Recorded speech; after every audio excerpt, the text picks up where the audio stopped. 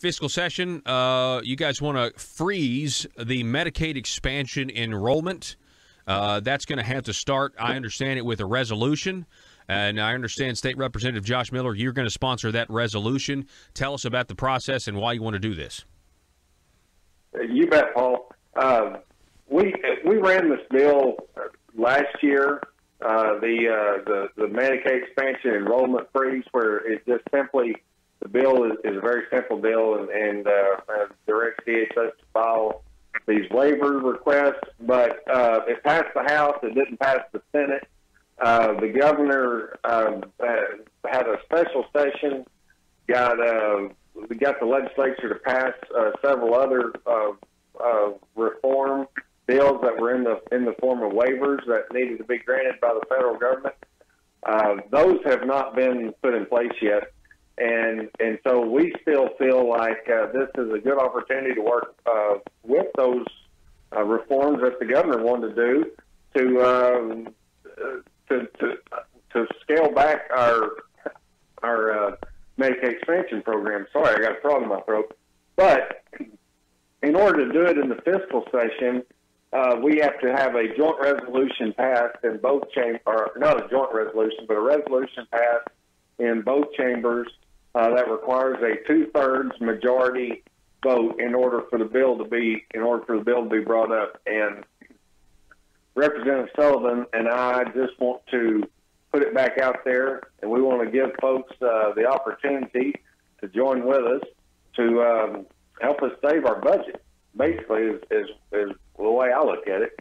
Yeah, to help us save our budget. I think that's a very noble goal. State Representative Dan Sullivan, just talk a little bit about the motivation behind this.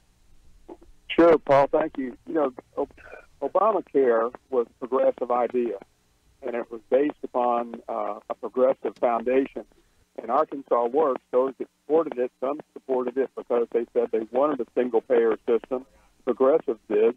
Many conservatives supported it because they said they wanted to make lemonade out of lemons. But, you know, the times have changed now, but the progressive foundation, would lead and is leading to something the state can't afford. At the federal level, we've decided we can't afford that.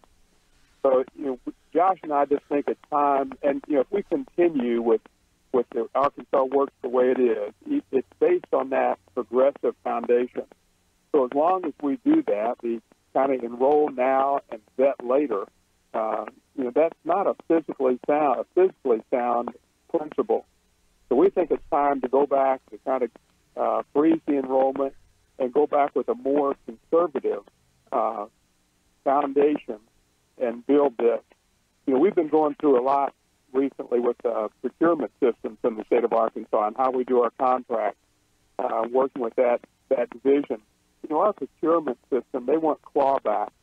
They want deliverables. They want targets up front. You know, we would be looking for a new director of procurement if we had the same contract system with other contracts the state does that we have with the insurance companies. I won't go into any detail later. But, you know, again, it's time to build our system on something that's physically sound, on conservative principles, just like what's going on at the federal level.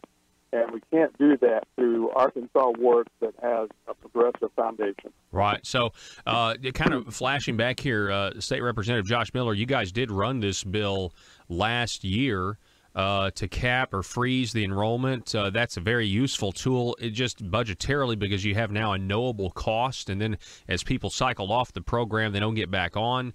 And it did pass out of public health, out of the House, and then of course it didn't go anywhere after that. The governor didn't support it. The governor's office testified against it, so he's clearly not a fan of getting a fixed knowable cost of what the program's going to be.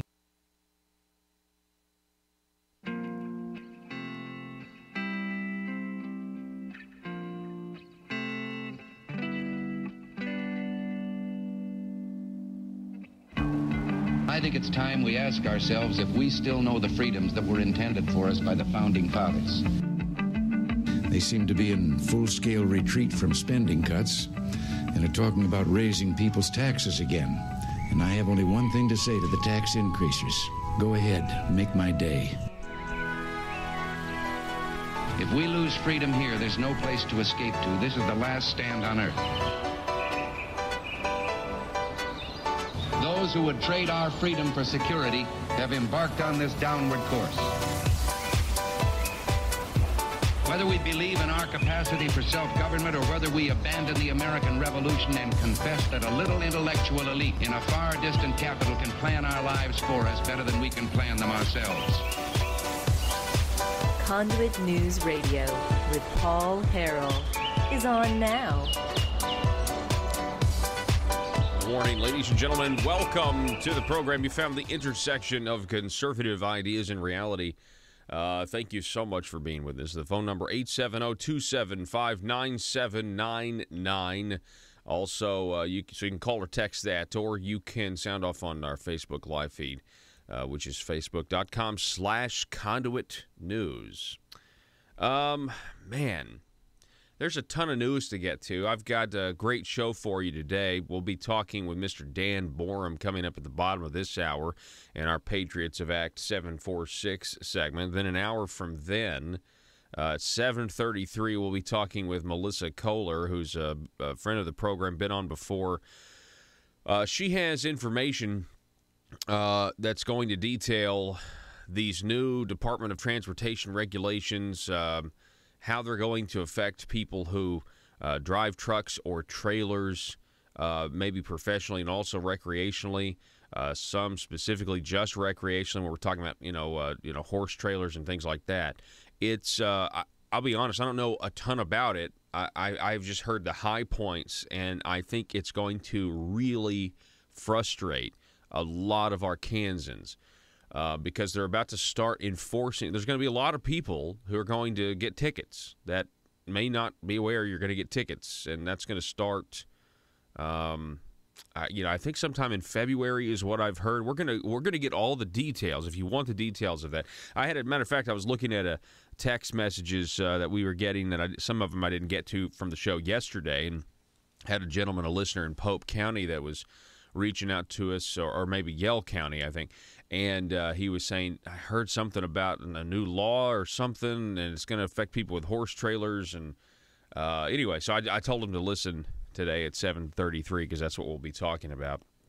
We also have, we're going to get to a little here in just a second, talk a little bit about due process and that Supreme Court ruling from yesterday, as well as I want to discuss Governor Asa Hutchinson's some of his campaign talking points about the record low unemployment rate. There is a little bit of a carefully crafted language, certainly carefully crafted language coming from him. I mean, he coined the concept and the whole phrase of carefully crafted language.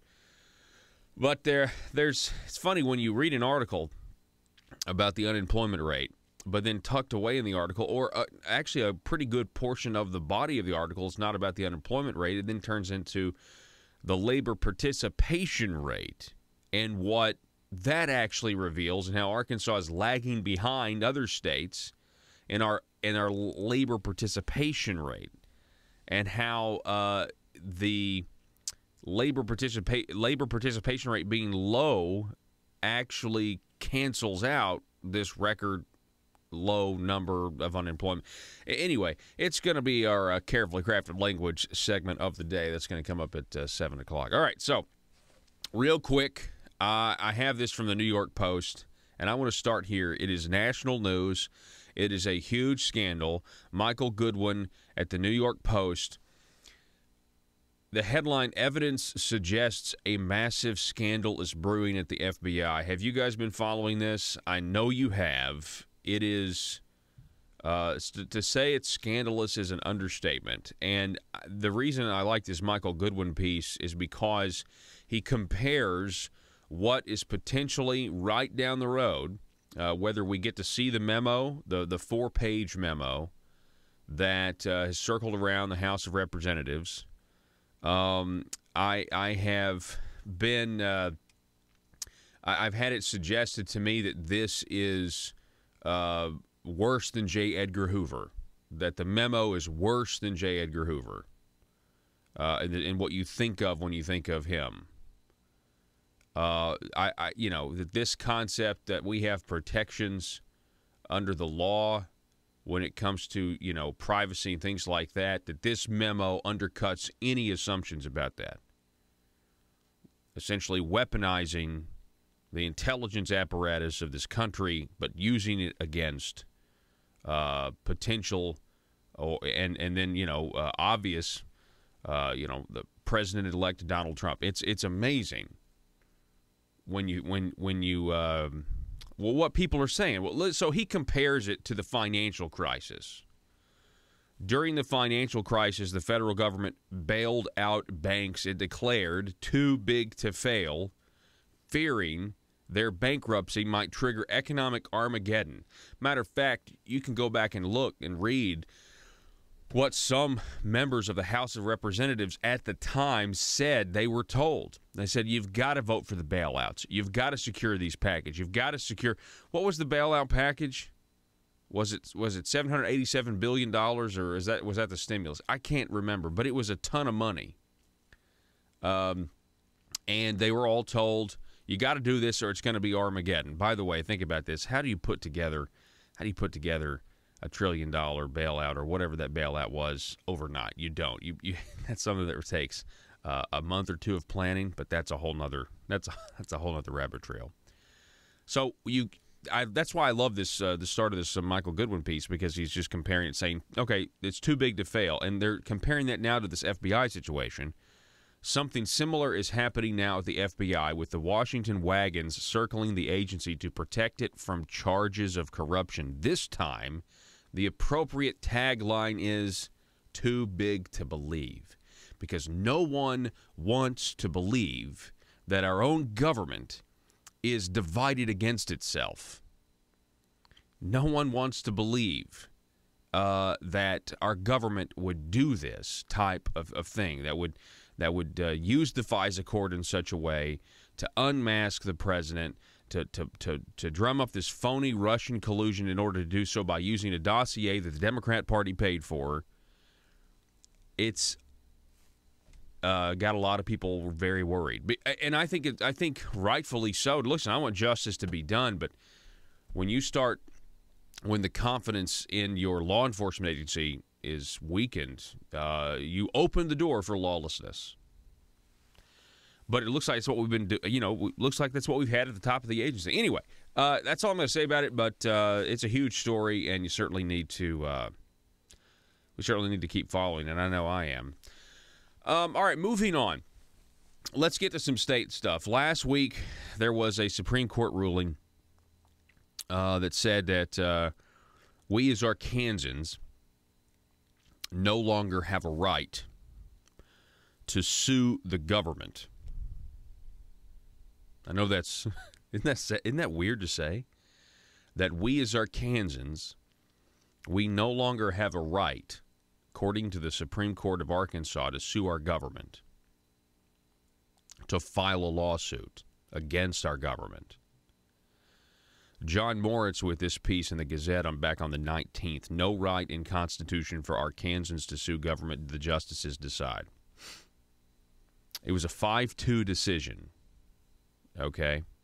And it really sent a lot of people speculating, okay, what does this mean? And a couple days later, we find out what it means with the judge's ruling on a current case. And I'll talk about that here in just a minute. But the reason this was found, I didn't realize this, but apparently until the 90s, this is the way it was in the idea of sovereign immunity. The state of Arkansas has sovereign immunity, Article 5, Section 20 of the 1874 Arkansas Constitution. This is what it says, quote, "The state of Arkansas shall never be made defendant in any of her courts." Now, Joe, you're doing a great job. Will you just highlight the word never? Because that is, legally speaking, there's a reason they say never, right? Because it's like, a lot of times our standards are a lot of times we're hypocrites. You know what I'm saying? And we're like, well, I know I said never, but I need to go ahead and do the thing that I said I would never do, right? But when you're talking about it from a legal standpoint, this is the 1874 Constitution. The state of Arkansas shall never be made defendant in any of her courts. Now, listen to this paragraph from John Moritz.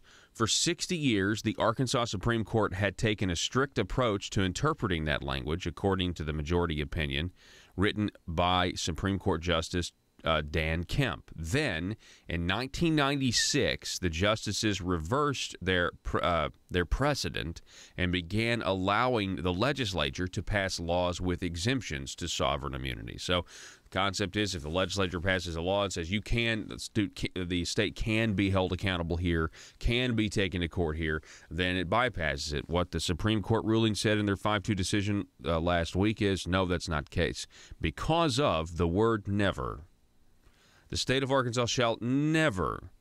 It doesn't say the state of Arkansas shall never be made defendant in any of her courts unless the General Assembly. It doesn't say that. So let me stop here first, because I think it's, let me just say here, I think it's really, really sad that we can no longer hold our government accountable in the courts, okay? I would like to be able to do that. That's the first thing. But the second thing is, it is also refreshing, though, to see the Supreme Court go back to the original document, the 1874 Constitution, and interpret what the law says. Isn't that what we want out of our courts? And saying, yeah, I know that they changed this in '96, but before '96, I was talking to, an attorney who said, when they went to law school, before '96, that's what they were taught. They were taught that the state cannot be sued, and it always was like, well, that doesn't make any sense. But, I mean, obviously the state can be sued in federal court, but the state's not going to be sued in any of her courts, any of Arkansas's courts. Go ahead, Joe. Sounds to me like there's another resolution that needs to get passed. Well, during the fiscal session. That's a good point. Here's the real kicker, though. Do you think that the people who are in government, who believe in government, who protect the status quo at all costs, I think they're going to be okay with this. I think they're going to like this. This is better for them. Oh yeah, because there's no one to hold them accountable if they do something stupid. Exactly right. Which means, as much as I would love to, us to still be able to sue our government and hold them accountable, Constitution says can't do it. Supreme Court has ruled on it, has reversed the president back to its original interpretation. So what does that mean for us as freedom lovers? If people who want to choose freedom, it means we must send the government less of our money.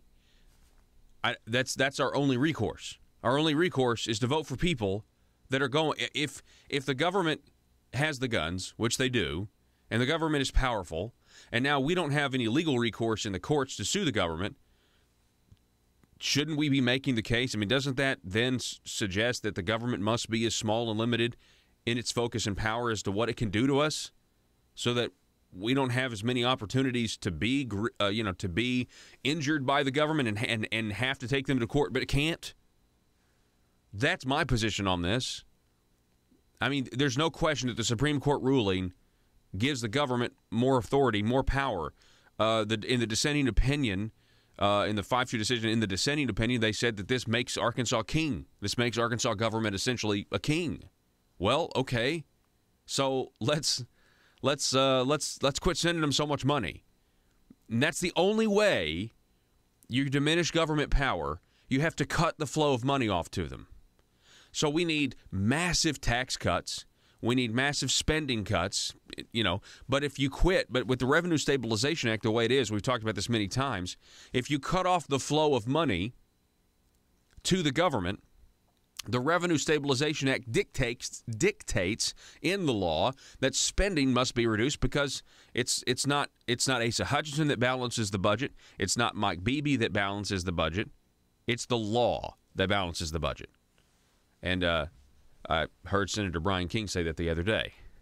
So, with all that being said, I'm going to build on this because there are already consequences from this ruling last week in other court cases. There's been cases that have already been dismissed. People challenging the state of Arkansas in court because of this ruling. Those cases are now over. Judge saying, well, new precedent. You can't sue us. Done. Over with.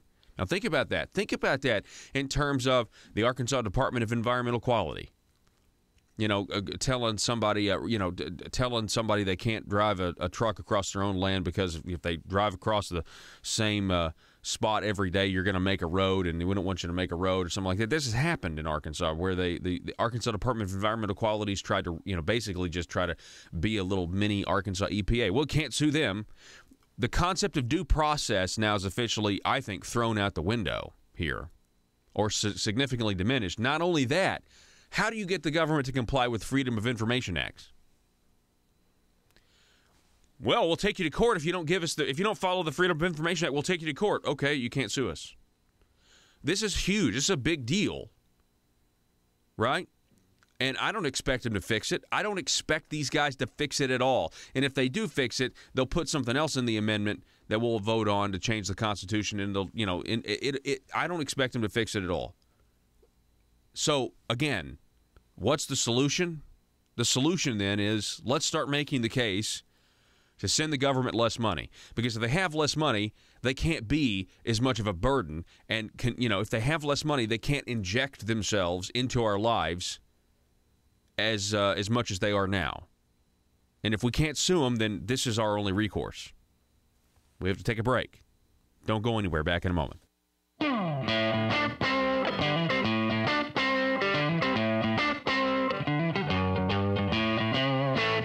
If you're like me, you believe that small business is the heart of Arkansas's economic engine, and it should be viewed that way by the politicians in Little Rock. Conduit for Commerce also believes, like you and I believe, policies that achieve less regulation and lower taxation help small business in Arkansas thrive. Other policies like small, constitutionally consistent government and reducing citizen dependency on government keeps it from growing and expanding its influence on our daily lives. Conduit for Commerce works every day to educate the general public and legislators on these important priorities in the name of Arkansas small business. By the way, contributions to Conduit for Commerce are tax deductible. Log on now to conduitforcommerce.org and click on Contact Us on the right side of the page. That's conduitforcommerce.org. Go there now and learn the facts on protecting small business in Arkansas.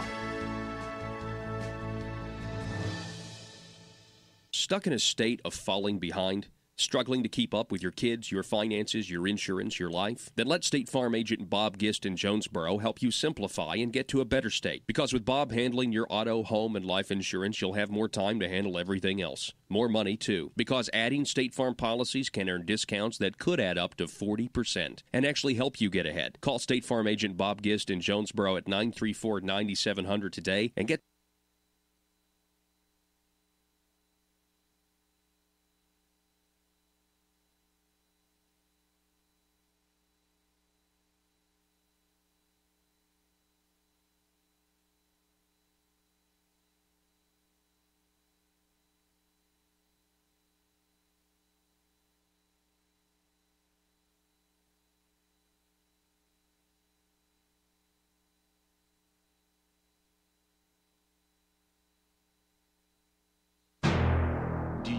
conservative legislation killed?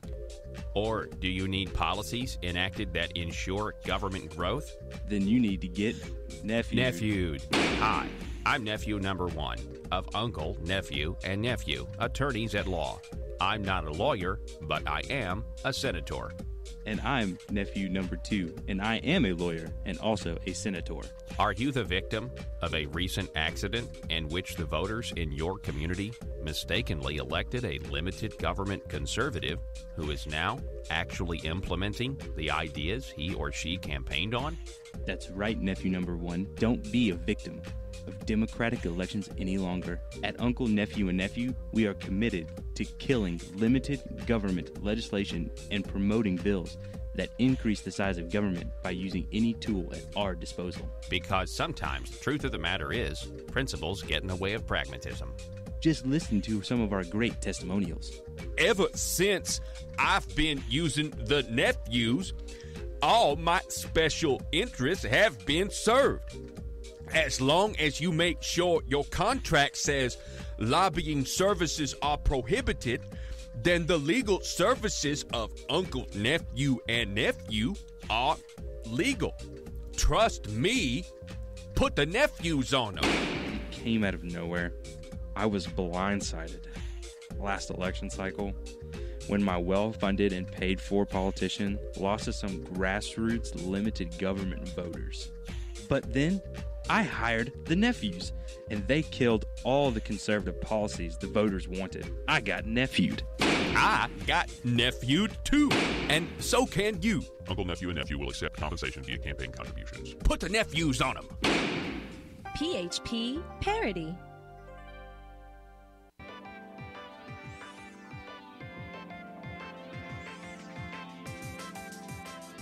Conduit News Radio with Paul Harrell is building a liberty machine. Find out more at conduitnews.com.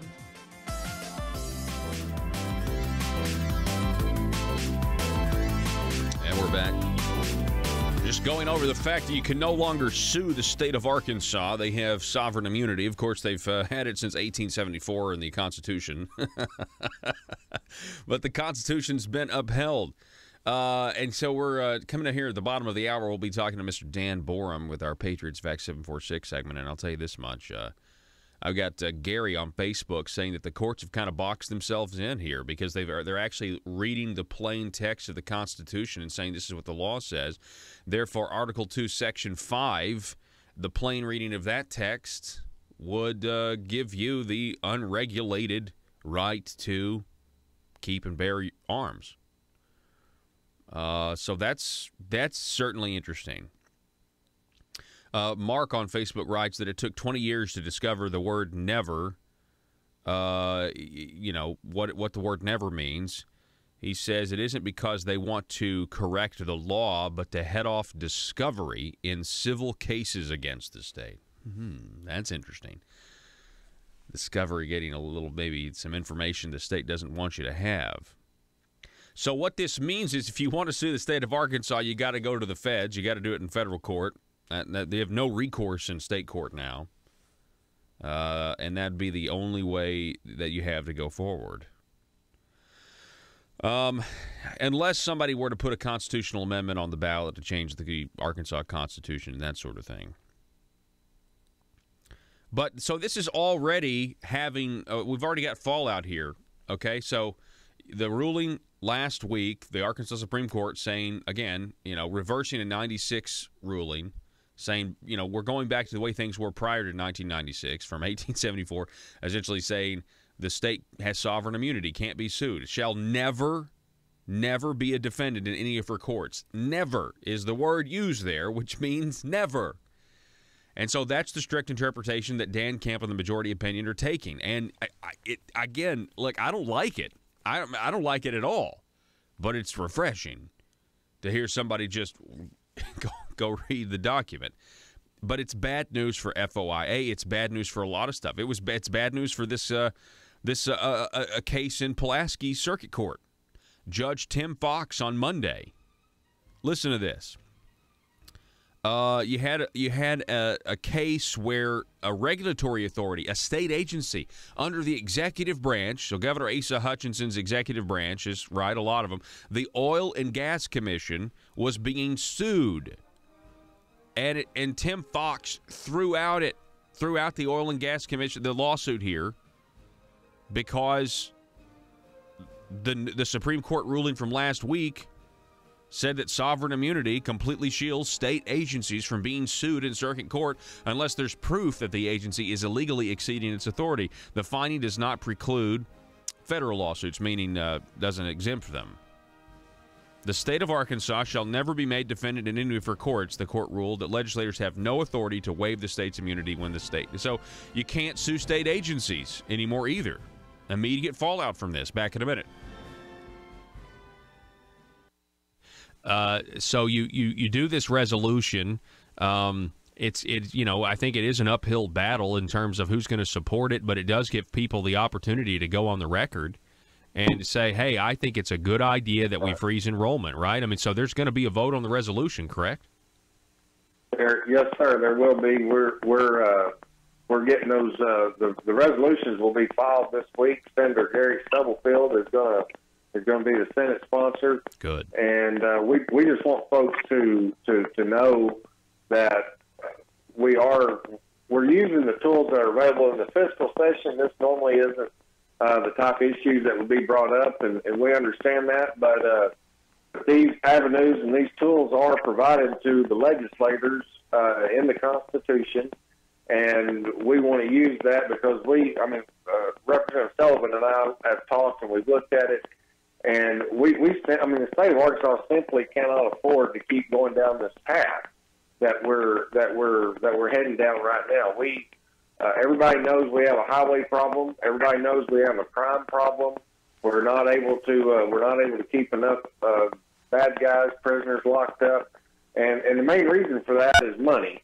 And when folks look at our budget, they see the biggest thing that where money keeps going away is in Medicaid, and this is one thing that we can do to hopefully help wind that back, and like Representative Sullivan said, to get us more in line with what's going on at the federal level. And so that's the main objective. So, and Paul, let me jump in here just a second. Josh and I both travel our district to talk to people. Our Kansans just want a simple response to what's going on. They want simple answers. They want straightforward answers. They don't want to spin. They don't want line item vetoes. They don't want Washington-style politics where we pass a bill where we're forced to decide between supporting our veterans or having internet tax. So we're combining those. That's just not what our Kansans expect of their government. They want it to be straightforward. This is a progressive idea. Arkansas works as a progressive foundation. It's time to change that. So let me read you this quote. Senate President Jonathan Dismang in 2013 said this: "I have no interest in turning the DHS budget into an all-or-nothing political game. If the DHS appropriation cannot attain the needed votes with the private option included, then it will be pulled, amended, and voted on separately." Obviously, he didn't adhere to that in 2016. But, I mean, to your point, Dan Sullivan,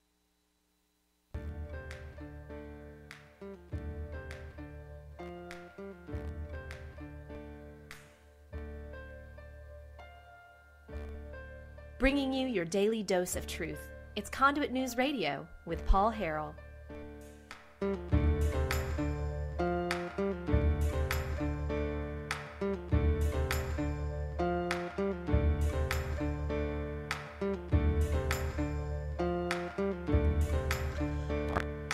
All right, ladies and gentlemen, welcome back. Good morning to everybody out there listening. This is Conduit News Radio. I am Paul Harrell, and really glad that you guys are with us. The number to call or text, 870-275-9799.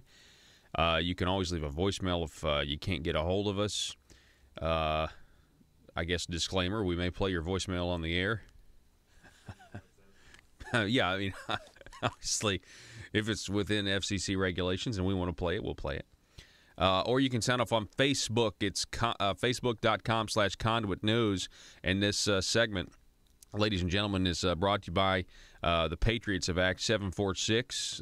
They are on a mission to educate the state of Arkansas on the benefits of your Second Amendment rights, specifically Act 746 and constitutional carry. We are a constitutional carry state, although some people in the executive branch define constitutional carry, I don't know, as if they hadn't have read a dictionary wrongly. But anyway, welcome back to the program. Good friend Dan Borum is back with us. Always a treat to have Dan on the program. Dan, welcome back, sir.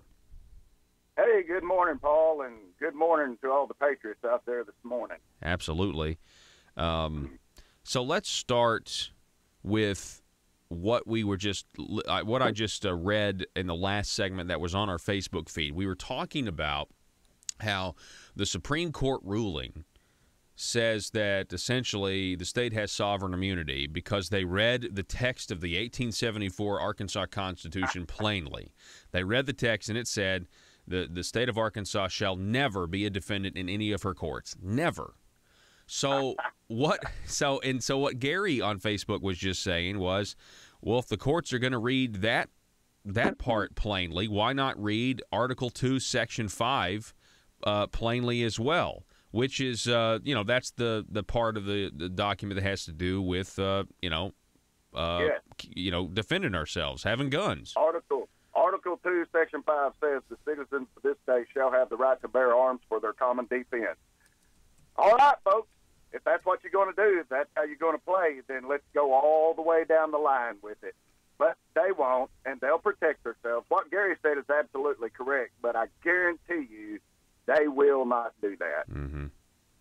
But, the only way to change that is for us to keep getting our voices louder and louder and louder. Uh-huh.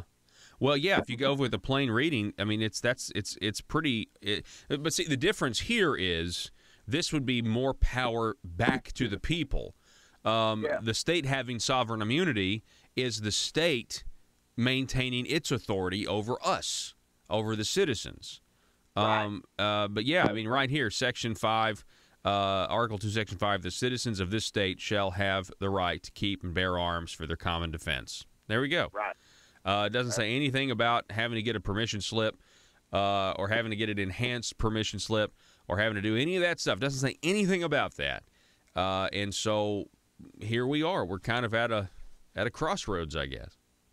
Well, look, Paul, history always repeats itself, especially if you do not study history. I'm in a very interesting study right now. I'm preparing myself to be able to teach my daughter in homeschool on the Constitution, and going all the way back into Rome, back into Great Britain, the Federalist Papers, the House of Commons, the Parliament, and how all of that played into setting up our Constitution. And I'm learning so much myself. And, I was kind of surprised. I'd heard this before, but I'd never really read it in a good, sound history book, how that a lot of the colonists, I want you to think about this, a lot of the colonists, when you break it down percentage, there were only 20% of the colonists who were patriots. 15% were loyalists, meaning they remained loyal to the crown. And 65% didn't give a hoot. They were indifferent. They could care less. As long as it wasn't bothering me or affecting me, I don't care. And we are right back in that same boat. When you look out here, let's just look at the state of Arkansas. Let's just look at the percentage of those who are doing their best to hold government accountable and to make them put their nose down to the grindstone and to read the plain English, such as in Act 746. Mm-hmm. There's very few, and when you try to talk to others about it, they just shrug their shoulders like they could care less, and they really don't even want you bothering them with it. Mm-hmm. Yep. Or they just make jokes about it. Yep. And then there's that 15% that are the loyalists.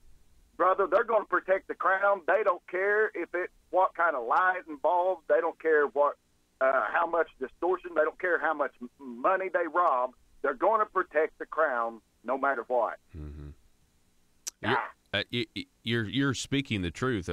I specifically the ones, okay, well, they'll just make jokes about it.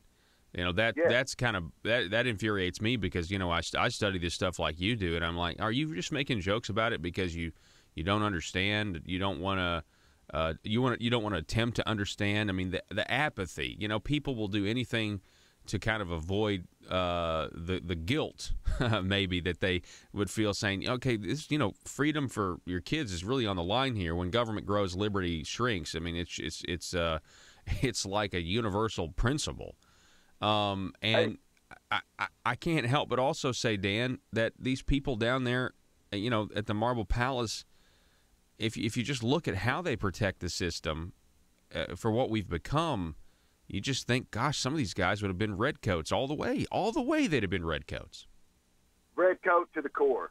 As far as I'm concerned, they are redcoats. They are so loyal to the crown, figuratively speaking. They refuse to represent their constituents. They represent the crown rather than their constituents. What we have to do for those who are the patriots, and I'm not just saying patriots of Act 746, I mean Arkansans who believe in small government, true constitutional government, then we have got to quit. We have got to get out of that apathetic stage. You know what, Paul? To educate yourself is work. It's work. When I read these books, there's things I have to read it over and over and over, trying to grasp the context of what our forefathers were doing and what they were talking about. And it involves time, and it involves work. It involves thought. And, like King Solomon said, much study is awareness to the flesh. And it is. And it's easier to be indifferent than to have to put your gray matter to work and figure out what's going on. Wow. That's really good. I mean, that's extremely well put. It is easier just to kind of float through life, I guess, and just kind of become part of the system. And that's what a lot of people are doing. And, there's some things. I have a wonderful wife, and she, Miss Kathy keeps me at bay.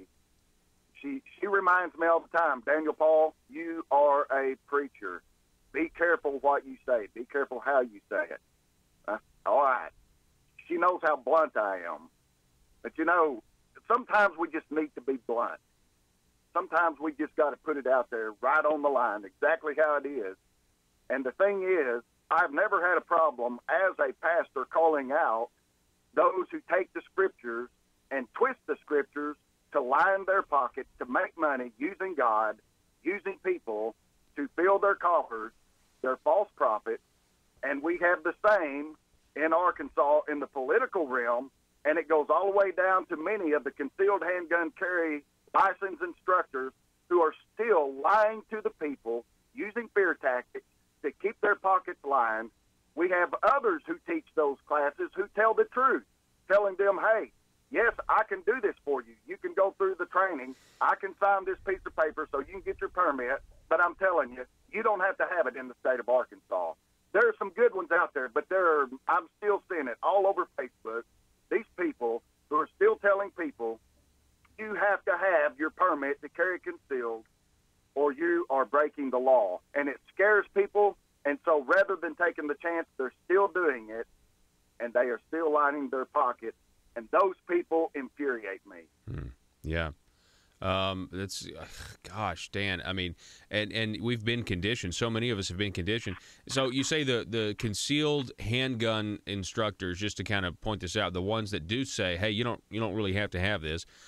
Just to remind everybody, some people like the advantage of having one, so you can have the reciprocity with the states around us, so you can carry outside of Arkansas. And of course, some people are bypassing they're so upset with the Arkansas State Police and the status quo here that they're getting an Arizona concealed handgun license because it's reciprocal here in Arkansas. That's right. For a quick example, I saw a lady on Facebook the other day. She made a post that she had a man stalking her at the revenue office in Fort Smith, just off Phoenix Avenue. And it was kind of a scary situation for her. And she was posting about it, and she was posting about needing some protection. And I told her, I said, ma'am, go and purchase yourself a weapon. If you do not know how to use a handgun, find a friend or take a class to instruct you on the proper use of a handgun, and keep that with you for protection at all times. Ladies, men, people should not be out there feeling vulnerable to these people who are stalkers and thieves and robbers. And when I told her that, a man came swooping in and said, I have a concealed carry class going on tomorrow if you would like to come. And so I came back and I said, ma'am, you can get a weapon right now and carry concealed without a permit in the state of Arkansas. And the man rebuked me. He told me I was not telling the truth. I told him I was telling the truth. And then the lady told me that if I couldn't be nice, don't say anything at all on her post. And so I excused myself. I told her I'm sorry, and I would not comment anymore. Mm-hmm. And so I just thought the masses remain ignorant. Yeah, indifferent. Ignorance is fine. Yeah. Ignorance is fine if you want to be educated. But then there are some that are just indifferent. Don't rattle the boat. Don't shake the boat. Leave it alone. Yeah, so let's back up just a second, because I really want to to conceptualize this. 20% who were patriots back in 20%. the 18th century, 15% who were essentially the status quo protectors, the redcoat loyalists or redcoats themselves, and then the rest just didn't care. So they didn't care because it wasn't affecting them at the moment. And listen, I want to be clear. I'm not calling for revolution in terms of the type of the American Revolution, but exactly. I do want elected officials that have such a reverence for the liberty that was secured back then, and I'd like to ask them, would you sign that Declaration of Independence? Would you have put your name on there? Would you have put John Hancock? He made it larger just so it was kind of more of an offense because he was wanted everywhere, for smuggling and stuff. So I guess my point is, I just really doubt that many of the people who are down there who just protect the status quo, they prevent the change the people are voting for over and over and over again. Instead, they vote for special interests. I don't think they would ever sign that document. I don't think they'd ever put their names on it, and that's very concerning to me when you think about how precious our freedoms are. Exactly, and remember when the Constitution, when they finalized it the first time, it was not ratified. Mm-hmm. It was not ratified until when, Paul? Until they included the Bill of Rights, until they amended with Bill of Rights, and then it was ratified. And I guarantee you we have some in the Marble Palace. They have proven by their very own actions they would not have signed it on the second round because it had the Bill of Rights there. Well, yeah. I mean, when it limits your power, and that's the thing. And look, I know we're talking in really large, giant hypotheticals. That was then, this is now. Mm-hmm. But you're judged by. I judge them by their actions. I call them out by their actions most of the time because their actions are the opposite of what they said on the campaign trail. And, there's some in the elite today, there's some at the Marble Palace today that view this entire discussion that we're having as sensationalist. Don't worry about it. America's never going to, take away people's freedoms and liberties, but we already are. And they just kind of dismiss this as some sort of, nostalgic hero worship of the way things used to be, and that's the mentality where our kids or grandkids wake up and instead of the TSA searching you when you go on an airplane about putting their hands down your pants, we now have even more invasive searches, and that's how this stuff works, and you can see this in every aspect of our lives.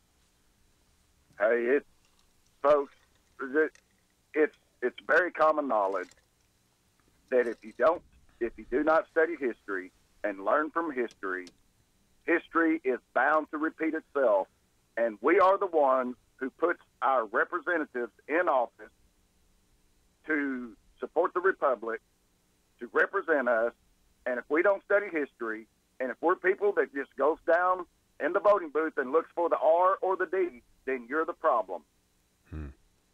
Bottom line. That's exactly right. Government must be attended to, and we need an educated electorate. Dan Borum with Patriots of Act 746. It's always a pleasure, sir. Thank you for dropping some truth on the program today. Hey, thanks for having me, Paul, and I hope you all have a great day. Yes, sir. You too. Good morning to you, folks. We're going to take a break. Back in just a moment.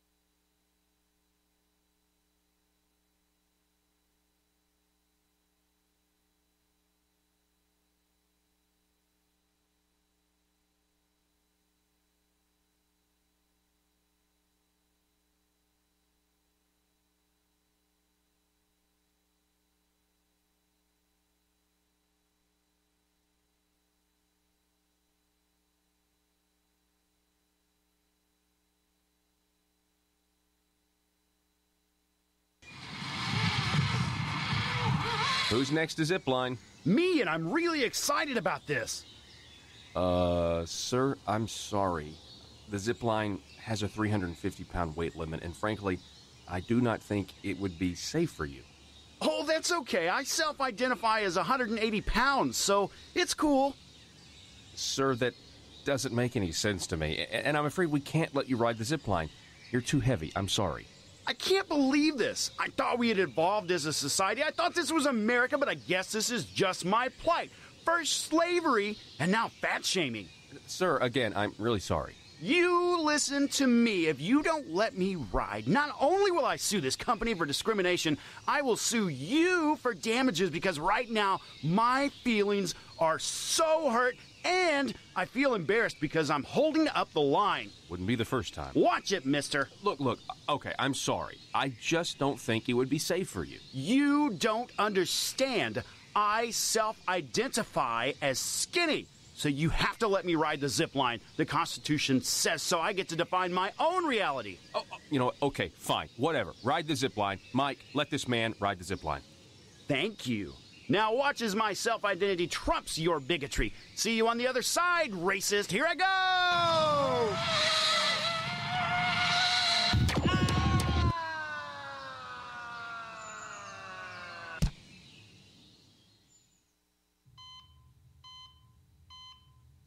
Doctor, thank goodness. What's the prognosis? Sir, we've done everything we can, and you only have seconds to live. No, you cannot say that. I do not self-identify as a dead person. PHP Parody.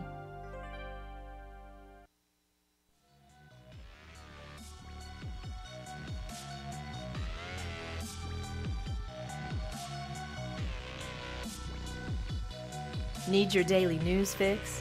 Don't forget to tune in to Conduit News Radio with Paul Harrell. Another comment on Facebook. The people are not being represented. Agencies and lobbyists are. So I guess at the beginning of this hour, if you're just now joining us, good morning. This is Conduit News Radio. I'm Paul Harrell. And at the beginning of the hour, we did tell you a little bit about the evidence that is mounting that suggests a massive scandal is brewing at the FBI. I'm not going to go back into that because I'm sure, especially if you're a talk radio listener, you're going to hear about this for a long time now. But we talked about the fact that there's a new Supreme Court ruling in the Supreme Court ruling, we no longer have the right to sue the state of Arkansas because of the plain reading of the text of the Arkansas Constitution from 1874, saying that the state shall never be a defendant in any of her courts. Never in any of her courts. So that basically means that government must be small and limited. We've got to send it less money, right? Because if we can't sue them in state court, why would we want a bigger government that can do more stuff to us by force? Wouldn't we want to just err on the side of voluntary cooperation, less power given to the government, right? So, again, I've got mixed emotions on this. It's not a good thing. It's less power to us, more power to the state, but at the same time, it's refreshing to see somebody actually just read the law for what it says. The word never in any of her courts. I wish they would do that, like we mentioned earlier, with the Article 2, Section 5, saying that the people have got the right to bear arms and defend themselves. So, the end of this article, though, sparked a kind of a, I guess, unavoidable segue. Joining Kemp's majority opinion, this is Chief Justice Dan Kemp, joining Kemp's majority opinion was specially appointed Justice Chad Patron, a Little Rock attorney. Hutchinson appointed Patron to hear the case in place of Justice Courtney Goodson, who recused. Goodson's husband, John Goodson, served on the University Systems Board of Trustees, and this was a case involving someone suing a university. So that goes into this next article. Joe, this is, put this up, this is UALRpublicradio.org. DHS attorney David Sterling will challenge incumbent Courtney Goodson for her Arkansas Supreme Court seat. The AP reporting DHS Chief Counsel David Sterling says he plans to run against state Supreme Court Justice Courtney Goodson in the May judicial election. Sterling ran unsuccessfully for the Republican nomination for Attorney General in 2014. But listen to what the Associated Press says. They love to talk about this dark money. They think they were robbed. Justice Dan Kemp beat Courtney Goodson. Courtney Goodson was trying to move to the Chief Justice position last time. She kept her current seat on the court, but lost to now Chief Justice Dan Kemp. But the Associated Press says that Goodson was targeted by outside groups in her failing bid for Chief Justice 2 years ago. This made Asa Hutchinson really upset. That's why Asa Hutchinson tried to take away your right to vote on Supreme Court justices, because an outside group or state, a group outside of Arkansas, I believe the address was in D.C., called the Judicial Crisis Network, sent a bunch of campaign mailers out to the public, telling them factual information that painted Courtney Goodson in a very negative light. Matter of fact, I kept one of the flyers, and I have it right here. You see this right here? Joe, can we go full screen on this? Lifestyles of the rich insiders. Remember this? And it's got a picture of Courtney Goodson with a photoshopped glass of champagne in her hair. In her hand. And episode 1. I mean, there was multiple episodes. Episode 1, Arkansas Supreme Court Justice Courtney Goodson. Most Arkansans don't get free $50,000 vacations to Italy paid for by trial attorneys, but Supreme Court Justice Courtney Goodson did. And then they've got all these headlines on the back and all this stuff. Anyway, these flyers, and obviously I kept them because I couldn't believe it when they started coming out. I was even like, what's the Judicial Crisis Network? What is that? Yeah, the address is a D.C. address. I see it here. These flyers are largely credited, and this also, by the way, the actual investigative report that was on the front page of the Democrat Gazette a few times, talking about how trial lawyers were getting a sweet deal once they started donating to justices' campaigns.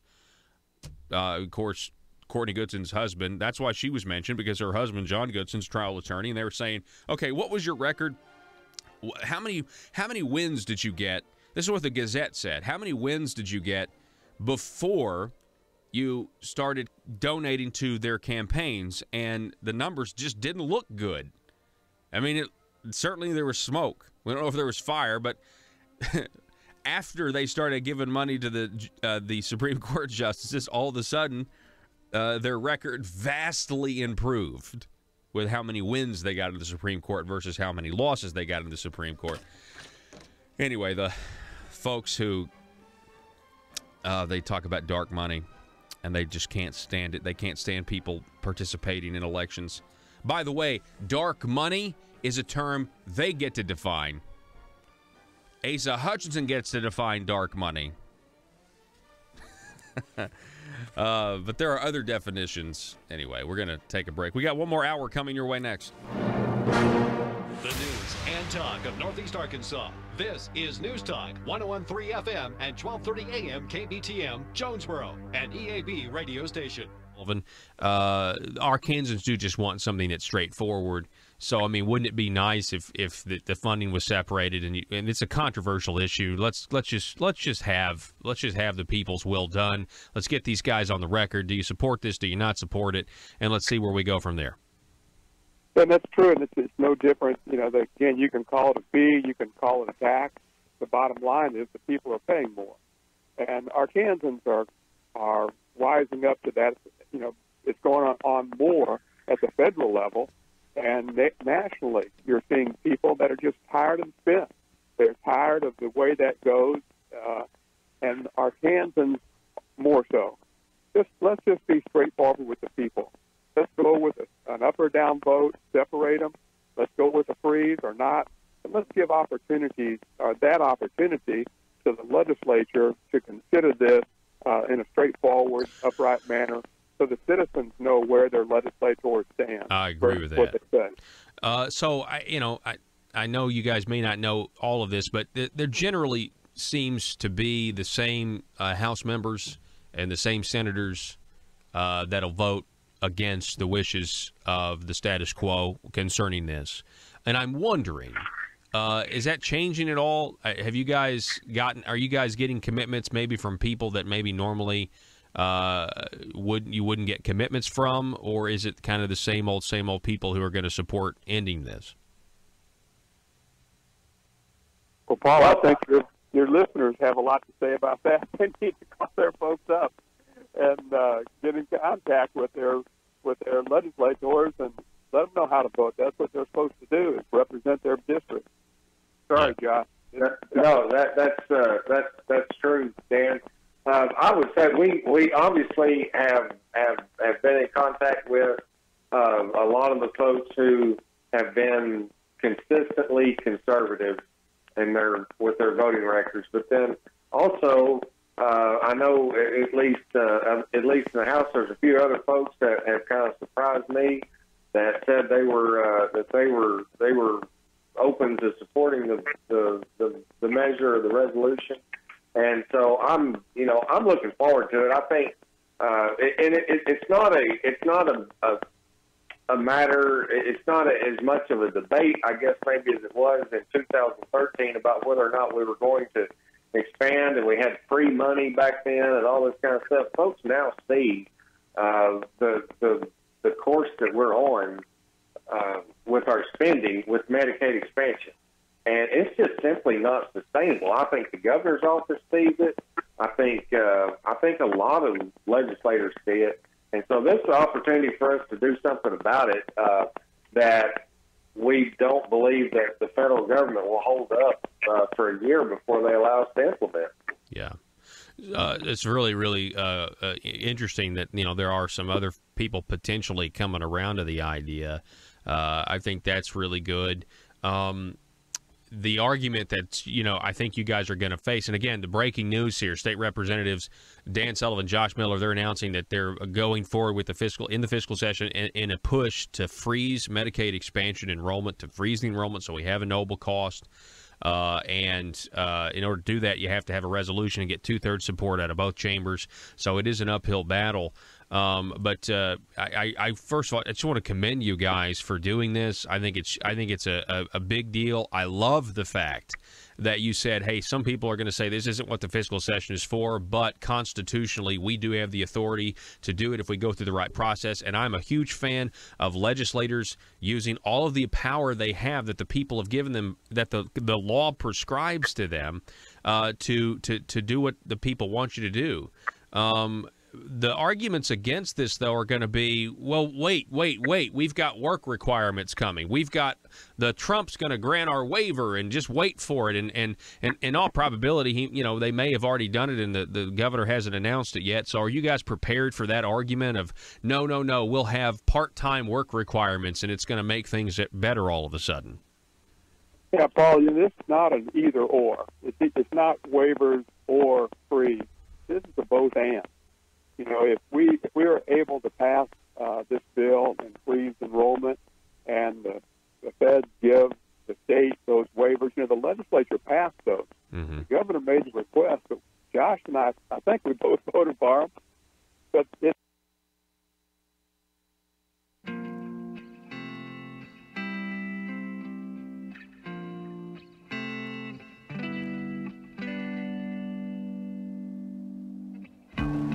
I think it's time we ask ourselves if we still know the freedoms that were intended for us by the Founding Fathers.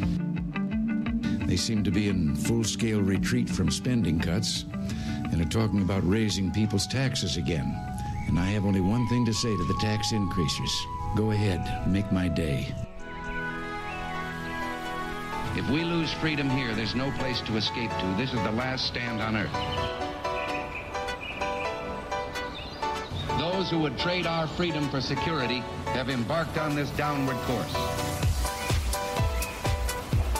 Whether we believe in our capacity for self-government or whether we abandon the American Revolution and confess that a little intellectual elite in a far distant capital can plan our lives for us better than we can plan them ourselves. Conduit News Radio with Paul Harrell is on now.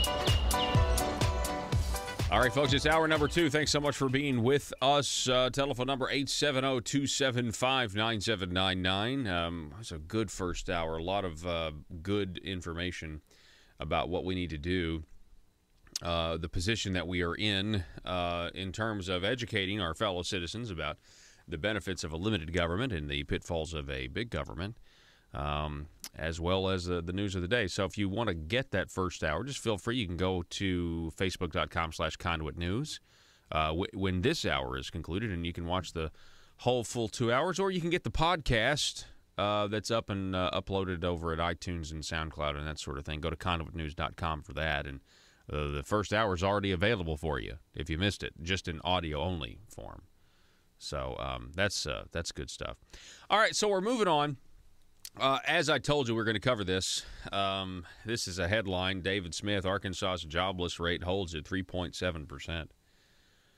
That's right. So the unemployment rate in Arkansas, 3.7%. Now, you hear a lot of rhetoric from the current administration because he has a primary opponent in Jan Morgan. And so you hear a lot of this number being circulated around right now because, you know, it's sounds good, right? Oh, that's loud. What is that? This is a carefully crafted language alert. Please be advised. Carefully crafted language alert. Thank you, Joe, for letting us know. So you hear the air raid sirens. Okay, now it's just getting annoying. I think people get the point. All right, so Arkansas's unemployment rate. Listen to this story. This is a carefully crafted language in the media alert. And this is something that ACE is going to continue to use. But you're not going to hear ASA. You're not going to hear ASA bring up the other part of this article that's kind of buried in here. Unemployment at 3.7%, according to a U.S. Bureau of Labor Statistics report. That's what they said on Tuesday. Arkansas's unemployment rate is extremely low, 19th lowest in the country, according to Michael Packow, chief economist for the Arkansas Economic Development Institute at the University of Arkansas at Little Rock. Okay, but you keep going down here, and we figure out that Arkansas's labor force participation rate was 58.3%. in December. 58.3%. According to Mervyn Jabara. Mervyn Jabara said this. He's the director for the Center for Business and Economic Research at the University of Arkansas at Fayetteville. Labor force participation rate. This is the other number that you're not going to hear much about, 58.3%. The labor force participation rate is pretty straightforward, but it's the percentage of us, Arkansans, from ages 16 to 64 that are working or seeking work. But then you get this little statistic, this little gem, that most states have a labor force participation rate above 60%. Not us, though, right? 58.3%. That's us. Other states, they're above the 60% mark. And you have this economist from the U of A, Jabara, is quoted as saying that is still a bit concerning. Huh. Well, why is it concerning? The story goes on. The state's low labor force participation rate belies Arkansas's low unemployment rate. It kind of cancels it out. It doesn't make sense. It's job growth and its record high unemployment. Strange that we have a labor force participation rate so low. Jabbar said that there are several factors. why the labor participation rate is so low. There are many long-term unemployed Arkansans who are discouraged, not in the labor force. The state also lags the country in job growth, according to Greg Kaza, who's the executive director for the Arkansas Policy Foundation. Quote, Arkansas's job creation continues to trail the national average in the current economic expansion. Okay, that's interesting. I just find it odd. Does anyone find it odd? Is it just me? Maybe it's just me. Your headline is just simple. Arkansas's jobless rate holds at 3.7%. But if you get into the body of the article, you kind of discover that we're not as healthy as some people are out there saying. I mean, if you're just looking at the 3.7%, people say, oh my gosh, that's great. And, you can go out, the governor can go out, and he can say, we have record unemployment, and he can take credit for it, and he's going to take credit for it. Is he going to take credit for the labor force participation rate, though? Is he going to take credit for that? Probably not. You're not going to see that one on a campaign mailer. Not going to see that one on the campaign mailer. You got to have the carefully crafted language to get you through the next 5 months. That's what all this is about. We got a primary opponent, Jan Morgan. She has a huge social media following. She's an influential person. She's articulate. She's conservative on the issues, way more so than you are. So you got to make sure people understand what you're trying to say is under your leadership, everything is fine. And we have these record low unemployment rates. But we have yeah. Everything's fine here. How are you? It's the Han Solo thing, right? Did you get that, Joe? Did you get the reference? Oh, okay. You're the one that... Well, okay. I thought you were... Well, for some reason, I thought... I just heard the beginning of what you said. No, I was over here going... I was over here and I said, everything's fine here. Everything's fine. Situation normal. How are you? How are you? We just had a blaster malfunction. What's going on there? We just had a blaster malfunction. Everyone's okay. Everyone's fine here. Oh, man. Okay, so the carefully crafted language is, it's going to continue because, again, they've got to get through the next 5 months. And you have some worried individuals, and they are reacting to what the people on the right are doing. And that in and of itself is encouraging and refreshing. The fact that Jan Morgan has announced and is running the race for governor is a victory in and of itself, because it signifies that the governor is not conservative. I mean, or there's people that believe he's not conservative. Let's say that. I mean, I can go down the list and prove to you that he's not. Just by his $600 million increase in spending since he's been here, or the fact that he refused to, listen to the people, and instead he listened to the special interests and said, I'm not going to lead you out. I'm not going to be a leader and lead this state out of the mess that it's in with Obamacare Medicaid expansion. Oh, the one thing I forgot to mention last hour is that the only positive thing, I guess there are two positive things. The first positive thing about the Supreme Court saying that the state of Arkansas is once again has sovereign immunity, and Arkansans can no longer sue the government. And it's really dangerous for freedom of information. It's dangerous for a lot of reasons. It means if you want to sue Arkansas, you can only do it in federal court. The only positive, the first positive thing was they actually went back to the 1874 Constitution and they looked at the law, and it says that Arkansas can never, the word never, be sued. And so they said, this is what the law says. And that's refreshing, even though I think it's bad for the people. It increases the government's power. But the other thing that it does? If the government has sovereign immunity and can't be sued, then if you end Arkansas Works and you take away all these people's insurance, they can't sue DHS. How about that? They cannot sue DHS. So this whole idea that, we can't end the program, they're going to sue us, and we're going to... Nope, you can't. Sovereign immunity. Supreme Court just ruled it. So why don't we just cut all of this? Why don't we just drop the games, and let's just get rid of it? your arguments. You guys, what argument? What else are you gonna say? What else are you gonna do? What else are you gonna say? What other type of mental gymnastics is the governor's office gonna do this time? What line are you getting now? I can always tell, man. I can always tell when some certain senators or certain state representatives, the ones who are not in the closed door meetings, but they get their marching orders in the form of talking points, and they'll come to me and they'll be like, well, and they'll just start going down the list, and we've got this is a problem, and that's a problem. You can tell that this has been circulated, and they're being manipulated, and they're not really thinking for themselves. They're relying on their friend to tell them. They're relying on the governor's nephew to tell them what the data is, instead of going and finding it out for yourself. And at this point, not trust but verify. No. Verify everything. Trust no one. That's my advice to these people at the Marble Palace. You trust no one. I mean, you gotta act like you're, you gotta act like you're James Bond or Ethan Hunt. You're a covert operative. Like, you can trust no one.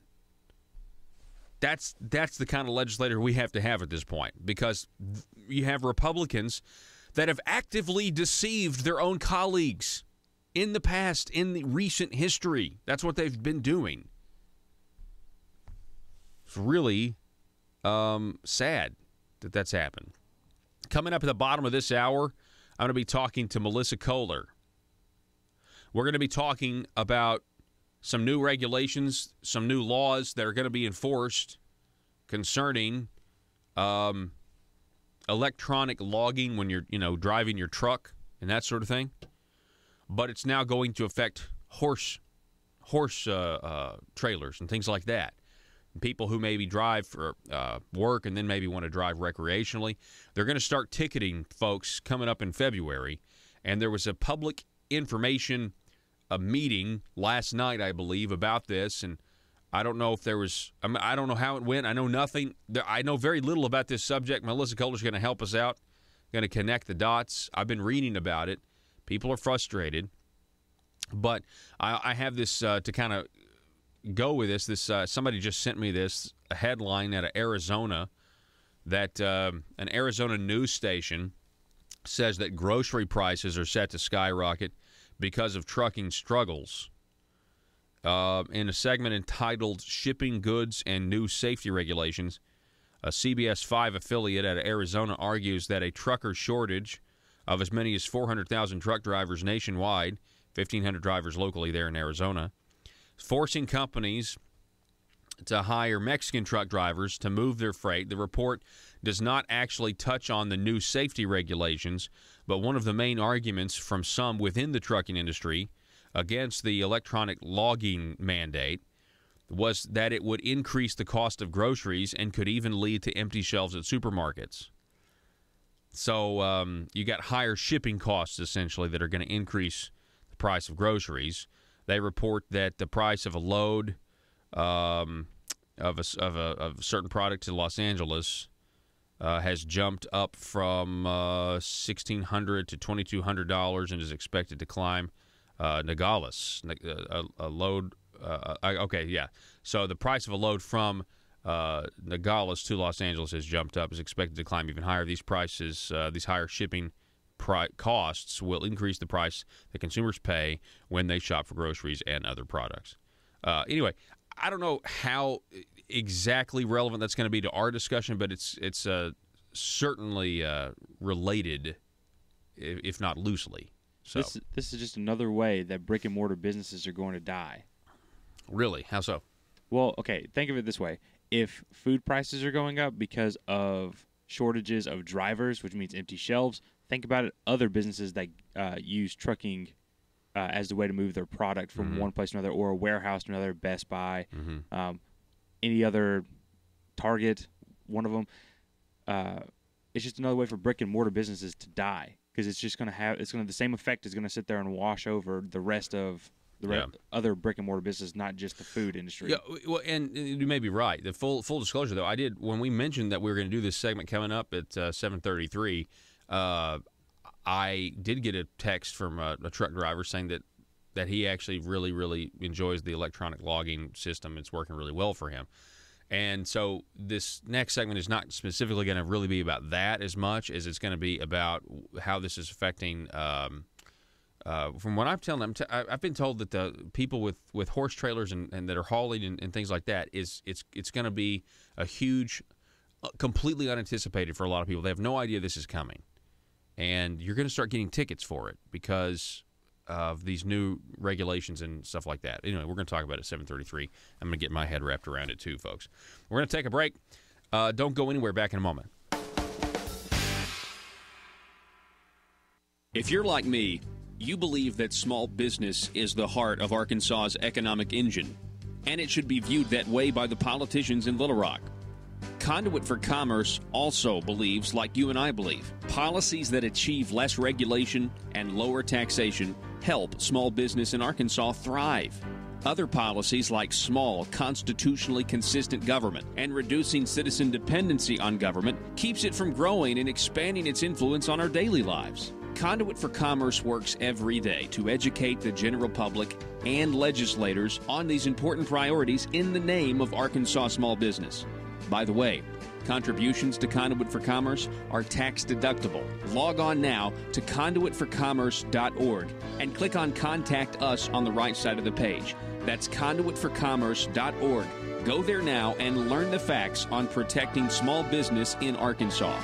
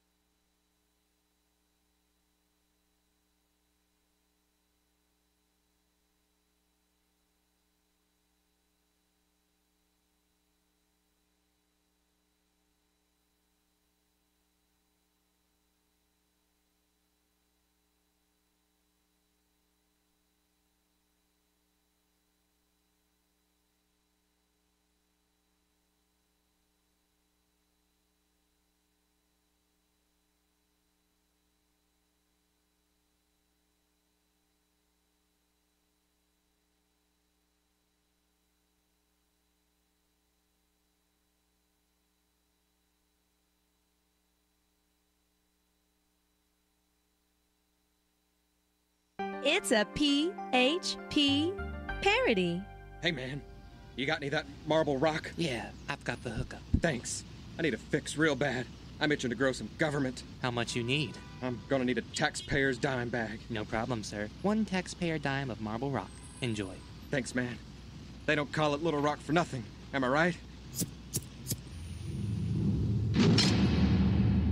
Did you know your state representative or state senator may be addicted to growing government? The drug is called marble rock, and too much of it will cause marble fever. Watch for the warning signs.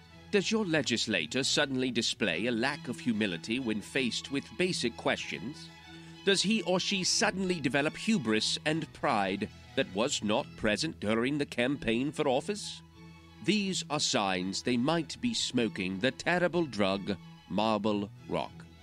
The solution? Detox. Vote for detox. Vote to send them home for their own good. Warning! Some politicians once voted out of office will not go home and stay in Little Rock to get their fix by lobbying, also known as the Burris Syndrome. PHP parody.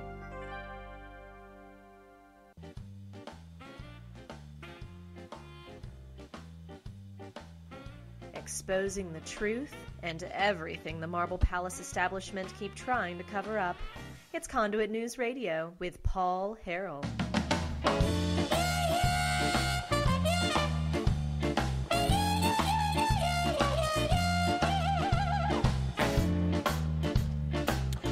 All right, so looks like the legislative panel. So before the holidays, legislative panel, legislative council, it's a special group of legislators that do what the full body should be doing when the full body's not in session. See, it's a threat. We don't have a full-time legislature, but they're getting paid like they're full-time now. We don't have a full-time legislature. So you don't have this, possibility of being able to file bills and stuff. Instead, what we have is these sessions that happen, and in the meantime, you have the Arkansas Legislative Council, which is a select group of legislators that run the government in between sessions.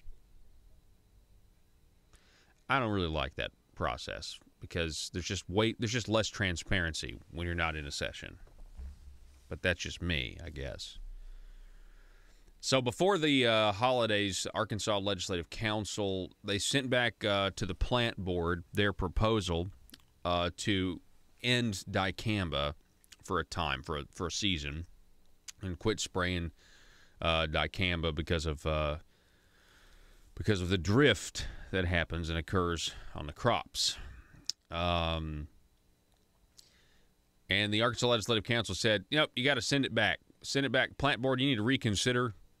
Maybe you don't need to do this, or maybe you need to change the date of when the cutoff is, or when people are going to be using it again. Of course, Monsanto's suing. Monsanto can't, they're just like, we can't abide by this plant board. You can't ban our product. Monsanto's suing. But basically, I guess last week, January 17th, last week, the Arkansas Legislative Council said that they see no way to stop the ban from happening. Lawmakers find no legal way to halt growing season ban. The ban's going to be, the proposal bans the in-crop use of the herbicide from April 16th to October 31st, effectively removing new formulations of the herbicide as a defense against pigweed during the height of the growing season for soybeans, cotton, and many other crops.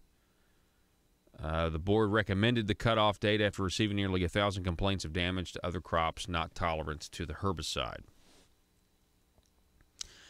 So, again, this has made Monsanto very angry. But, again, I want to just talk about how the Arkansas Legislative Council here kind of basically caved in here to the farmers. And I think it's because the farmers are a pretty big constituency.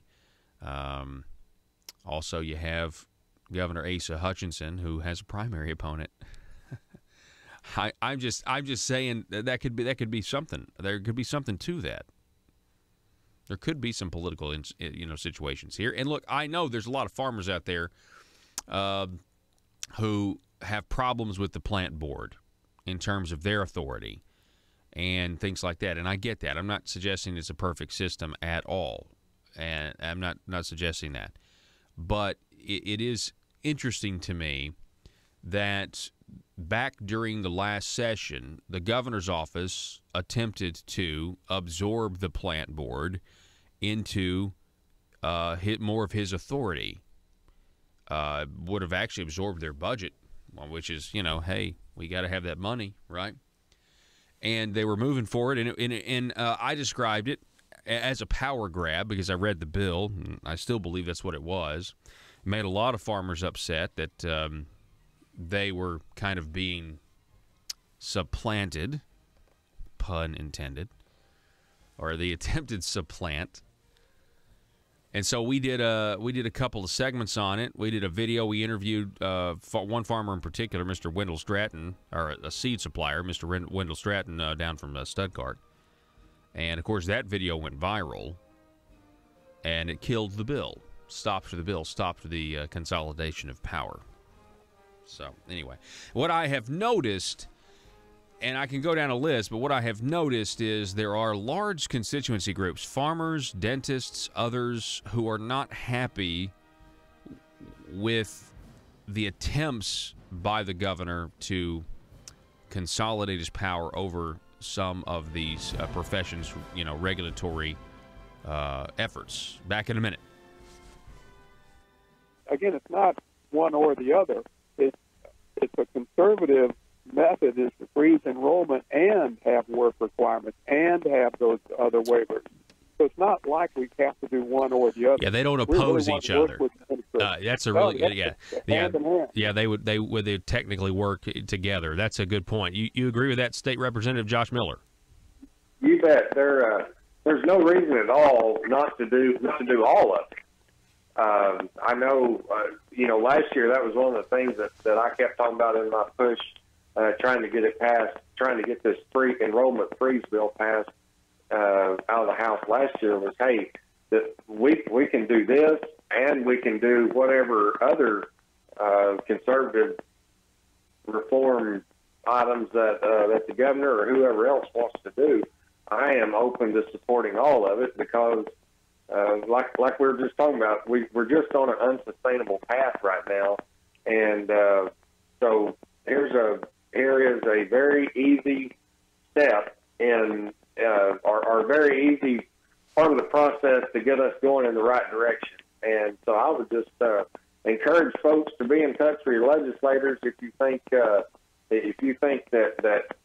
Obamacare, Medicaid expansion that we still have here in Arkansas that's got us on a financially we're bound for a financial train wreck with this in our budget, and we have an opportunity to do something about it this year.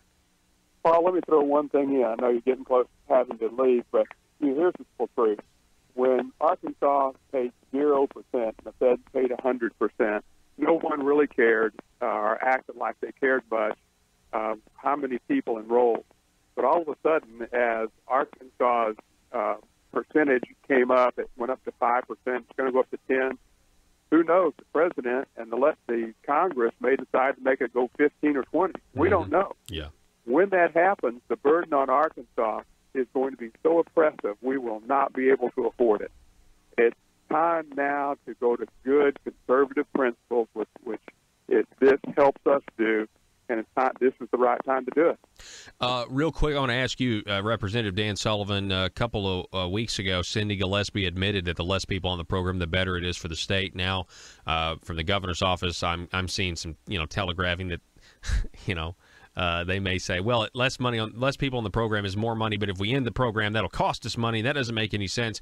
I understand that Cindy Gillespie, her department's supposed to get you a number or get somebody a number of what the total savings would be if we ended the program. Have you heard anything from their office yet? Have they given a number yet?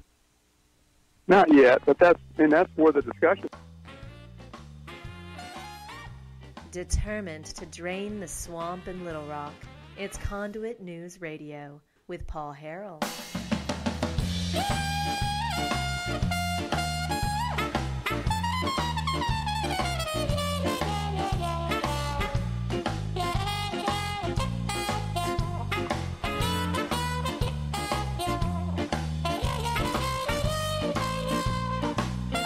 All right, folks, welcome back. Good morning to you. All right, so I've been excited about this for a long time because this is a story that nobody's talking about, but it's something that you need to know. Welcome back to the program. Melissa Kohler is with us. Melissa is the operations manager at Kohler Moving and Storage. Melissa, welcome. Hi, Paul. Good to talk to you again. Absolutely. So I want to you went to an information meeting about this new law that's now being enforced, but let's go back. It's a federal law. I understand it had to do with President Obama. So tell us about how we got to where we are. Well, in 2012, President Obama introduced a bill, and he titled it "Moving Ahead for Progress in the 21st Century." So, and that got mandated. It was signed into law. So now you have the Arkansas Department of Transportation references it as MAP 21. And within MAP 21, they gave the Federal Motor Carrier Association, we call it FMSCA, gave them the ability to mandate a rule where an electronic logging device must be used on commercial vehicles that are used for hauling. So not all commercial vehicles. If you're driving around in a vehicle that you're using for business, that vehicle's become a commercial vehicle. But this is a mandate for commercial vehicles used for hauling. And they're saying that if you travel more than 150 air miles, which approximately about 175 road miles, once you pass that amount, they're saying that you have to be electronically logging. And then you also have to do this more than 8 days in a row within a 30-day period. There's just all kinds of little things. But the biggest point is that commercial motor vehicle, a vehicle that's hauling becomes a commercial motor vehicle when its gross vehicle weight rating, so its GVWR, is more than 10,000 pounds. And what a lot of people didn't understand is that your 1-ton dually out there is it has that gross vehicle weight. And a lot of our farmers and ranchers, a lot of our people hauling horses, cattle, pigs that are doing it for shows, that are doing it for rodeo, when they take their 1-ton truck and they hook up their trailer and load that down with the livestock that can fit in that trailer, they are a commercial motor vehicle. Wow. And a lot of them are long enough and heavy enough when you combine the truck and the trailer weight and put a load on that trailer, that not only are they a commercial motor vehicle, but they are heavy enough, meaning that their weight is more than 26,000 pounds. So when you go 26,001, you're required to obtain a commercial driver's license, a CDL, just like a regular truck driver would to run for me at Kohler Moving and Storage. Okay? Wow. And so if you pass, if you do more than a short haul, so if you operate more than 100 air mile radius, if it takes you more than 12 hours to start and return to the same location, if you drive more than 11 hours, you're going to have to, you've always supposed to be logging. But now they're going to require that logging to happen on an electronic logging device. So a device that's going to cost you an investment, and they're not cheap.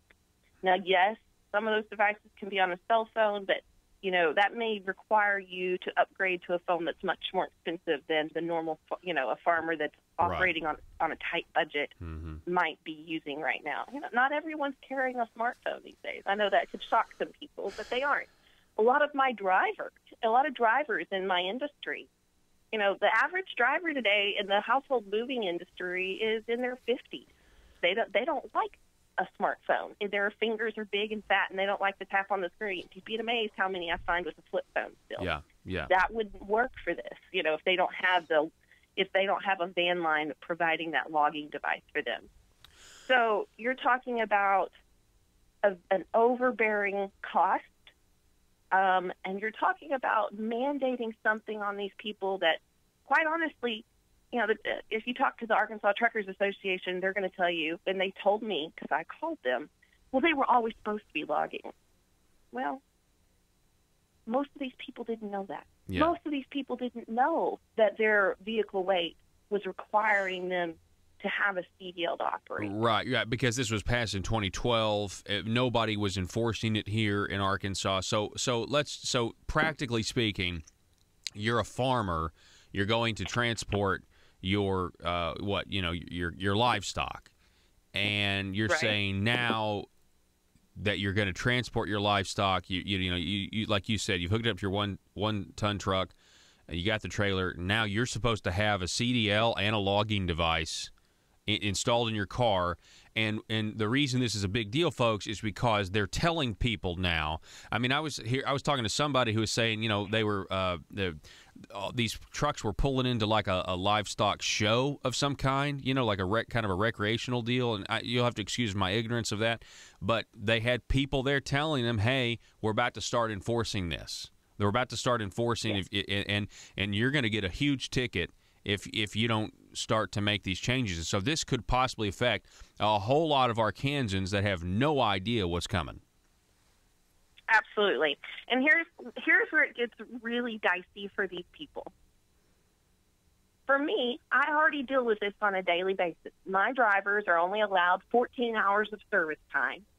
They can only drive for 8 hours straight before taking a mandated 30-minute break, and then they can drive another 4 hours. So they're only allowed to drive 11 hours, and then they can have 3 hours still on the clock.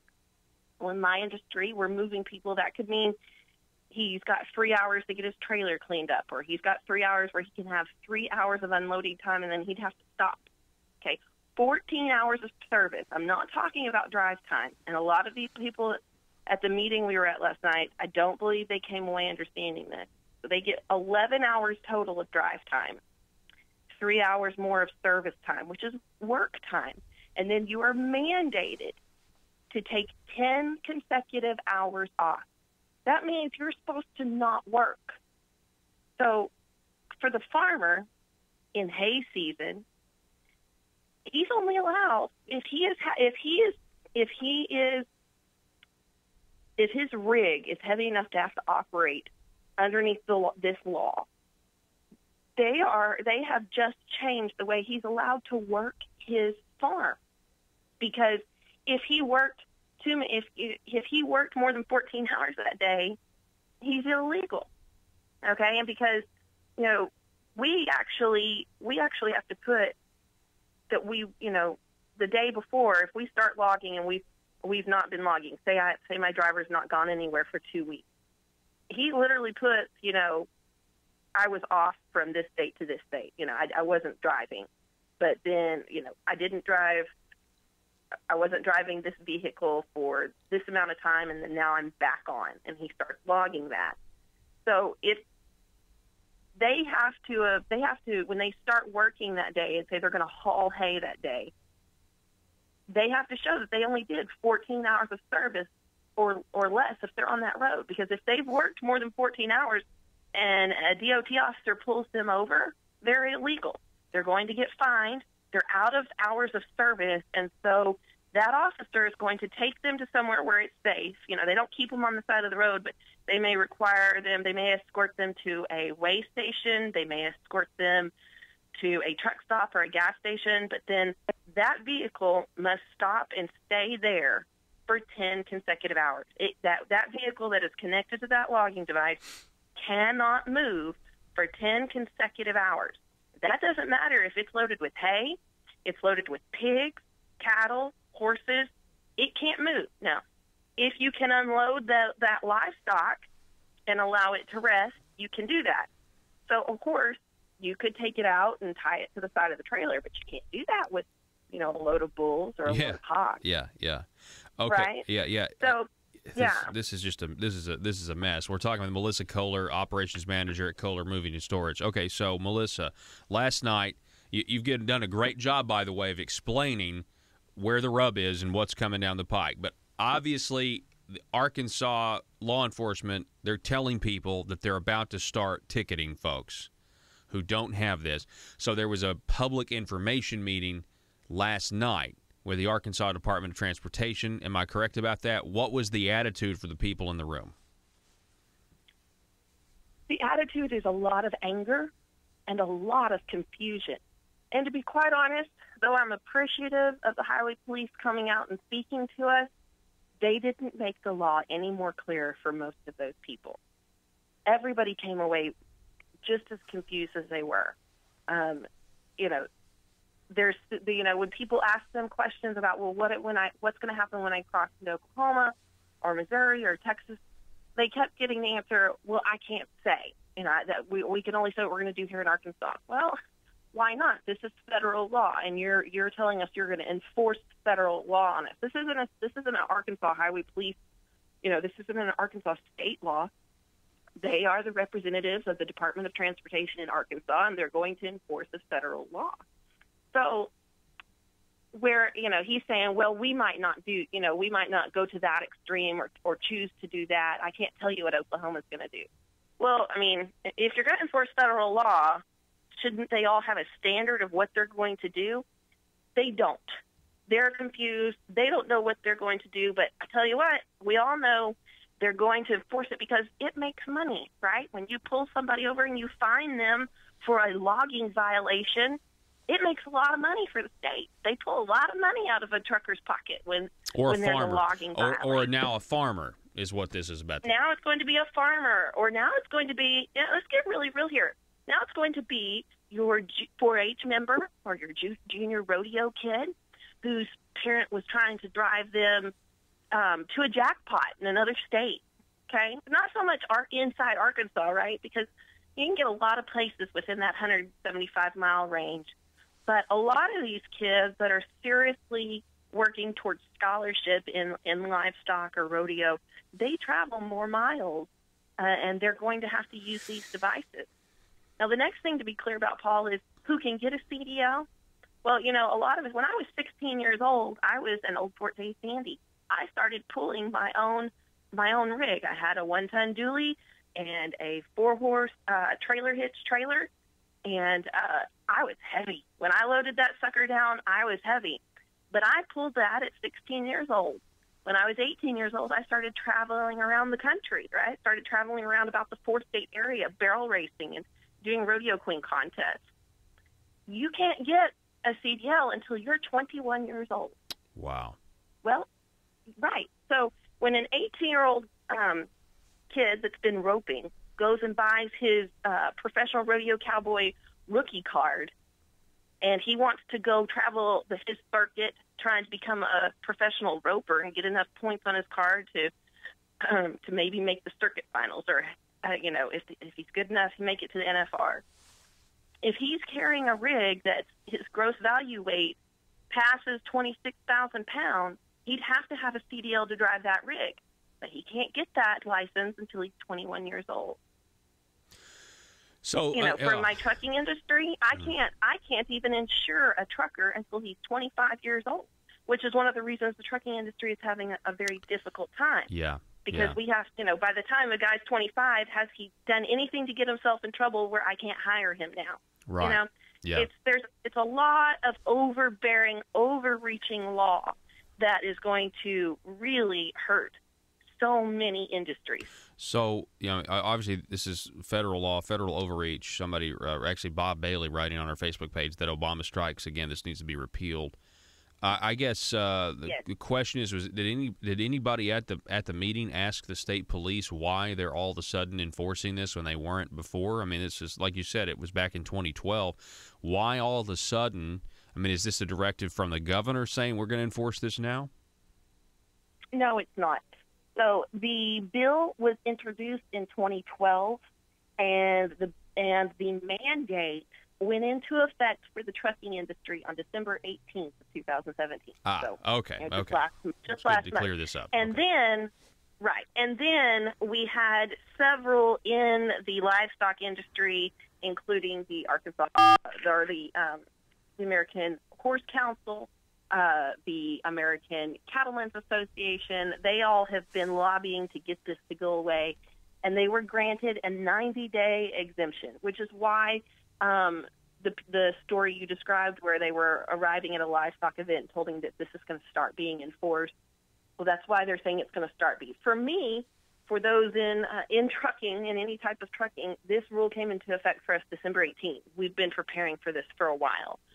For the livestock industry, they had 90 days from December 18th to get prepared for this. To find out how much does their rig weigh when it's loaded. You know, you need to know how much your rig weighs when you have one animal on, no animals on, and a full load on. You know, when are you going to have where are you going to weigh? Because you have to understand, they can weigh your vehicle right where they're at. They have a device where they can do that. You know, if you're over in Crawford County and you're traveling Highway 64. Well, there is a scale actually built into the road on Highway 64 in Crawford County that every single person goes over that utilizes 64 when you're coming from Van Buren into Alma.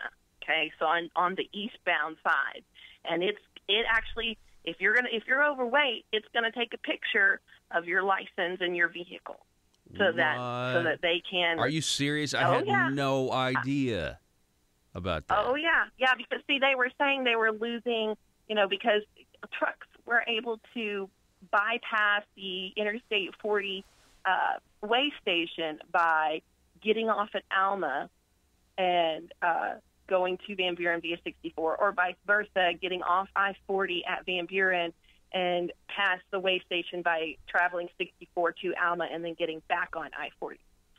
So because there's not, you know, you don't have another way station you pass for a really long time. You've got way stations on I-49 at Springdale, and you've got an 8-way station on at I-40 between Alma and Van Buren. So there's now a way station literally built into the road. So This is a huge issue.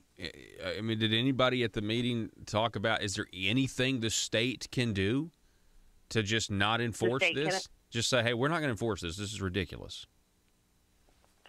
Not unless the governor and our legislature is willing to forego federal funds because it's a federal mandate. Well, okay, so that answers that question. The answer is no, I guess. Exactly. Especially with the group we have in power right now. You know, you have to realize too. You know, the burden of proof has changed. It used to be your burden of proof was really on the Department of Transportation had to prove you were violating. But with this mandate, with this electronic device, the burden of proof really has come on to the driver of the vehicle. You know, they're going to ask you specific questions for these livestock people. If you declare prize money as ordinary income, so if you're making enough prize money that you declare it as part of your ordinary income on your taxes, you cannot be exempt from this law. Yeah. You know, if the cost of the underlying activity, right? So if you write that off as a deduction or a business expense, you know, when I was an 8-year-old, my dad decided to buy me horses, and we use that as a deduction because, you know, we are entrepreneurs. We have our own business. Well, if you do that, you are not exempt. Because you're now a commercial commercial motor vehicle. Yeah. Mm-hmm. Wow. And so maybe you don't have to have a CDL if your rig isn't over that 26,000 pounds, but you do have to log because you're a commercial motor vehicle. Wow. Wow. And then for those kids, or even those rodeo people that are doing well enough that they've obtained sponsorship, and, you know, you usually know who they are because they'll wear patches on their shirt, or maybe they have sponsorships on the side of their trailer. You know, they've got logos there. Well, that makes them a commercial motor vehicle, and they are not exempt. So I asked the highway police last night. I said, "What questions are you going to ask so that these people understand that that's going to make them have to follow this law?" And he's like, "Well, these things right here is what I just said to you." And so, you know, how does the DOT prove that I claimed these things on my taxes? You know, if he says, "Well, you're a commercial motor vehicle. What did you claim on your taxes?" I mean, that's a really confusing aspect. What do you mean? Why are you asking me about my taxes here on the side of the road? Wow, that's going to be strange. Yeah, it's weird. Right, very intrusive. You know, and we're talking. You know, I operate under this anyways. You know, I get this. I have a Volvo tractor. We've got trailers. I know I have to operate this. But for these people that, you know, they're operating a horse trailer or a livestock trailer, you know, or a flatbed trailer with a load of hay. You know, I mean, we've just gone way overboard. Yeah, I agree. Well, I hope we're going to cut this into a video, Melissa. We're going to send it out. Hopefully, we can garner some attention. Hopefully, we can get more information and figure out something to do. You know, may need to contact our federal delegation on this for sure as well. But Melissa Kohler, operations manager at Kohler Moving and Storage, I really appreciate the information. It has been really informative. Thank you, Paul, for having me. All right. Thank you. Good morning to you, Melissa, and good morning to everybody else. We got to take a break. Back in a moment. Our nation's motto, "In God We Trust," first appeared in 1864. Secretary of Treasury Chase stated that no nation can be strong except in the strength of God, or safe except in His defense. And the trust of our people in God should be declared on our nation's coins. President Dwight Eisenhower then adopted "In God We Trust" as our nation's official motto in 1956. Act 911, enacted by the 2017 Arkansas General Assembly, states that if funds are available, durable framed copies of our nation's motto, "In God We Trust," shall be placed in public school classrooms, libraries, or any publicly maintained facilities. Posters may be donated or provided through voluntary contributions. If you're interested, please contact me at 870-275-2929. This is Dan Sullivan with the Liberty Moment. Paid for by Sullivan for Arkansas.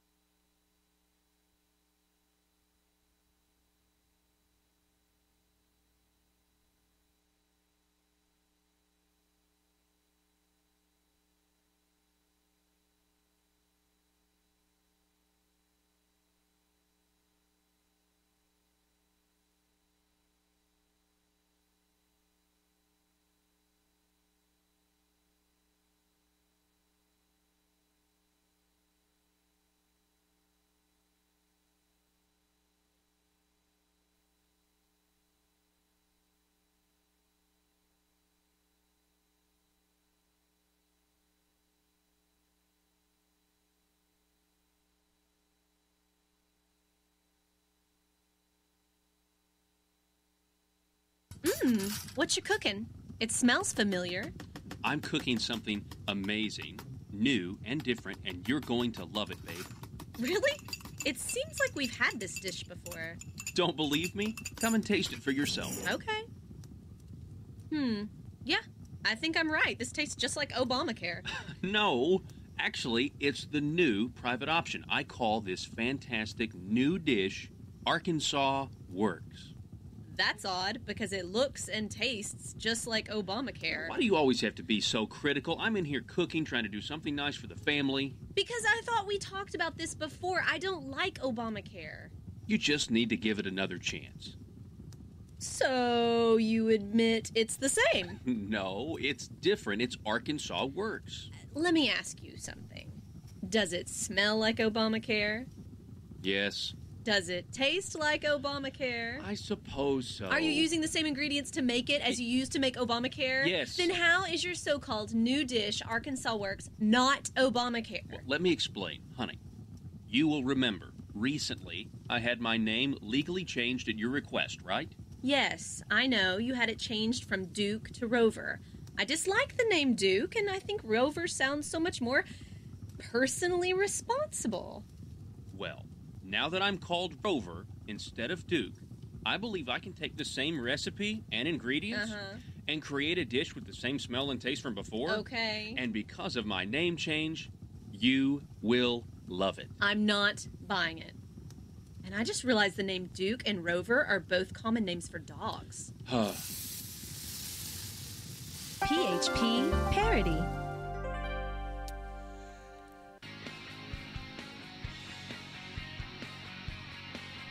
Interesting.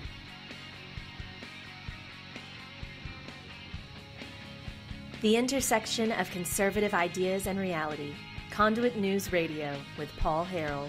And so, there are still people parroting this idea that Arkansas Works is not Obamacare, speaking of that parody that you just heard. I'll have more on that tomorrow. One of the Senate District 16 candidates on Facebook publicly posting a long post that is completely in line with arguments that have been debunked time and time again, race after race, about how Arkansas Works is not Obamacare. That is a falsehood. That is an inaccurate statement. And so we'll talk more about that tomorrow. That was a Facebook post by Republican Breanne Davis. Also, Mr. Luke Heffley has reached out to the program after we mentioned him yesterday to talk, saying he wants to come on the program. So really excited about that as well. Anyway, we're gonna see you guys tomorrow. That's it. I was gonna say we're gonna take a break, but that's it. We'll see you all tomorrow. Arkansas, thanks so much. Be safe.